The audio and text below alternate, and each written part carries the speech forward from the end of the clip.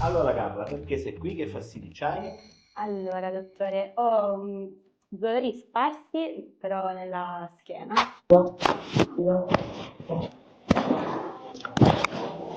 Morbida, morbida. Sentito, eh?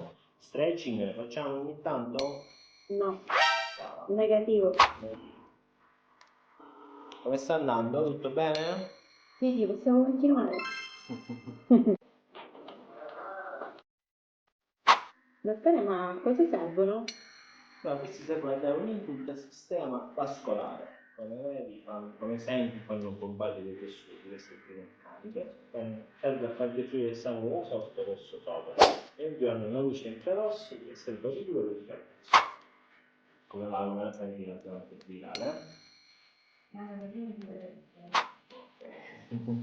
Rispetto a prima,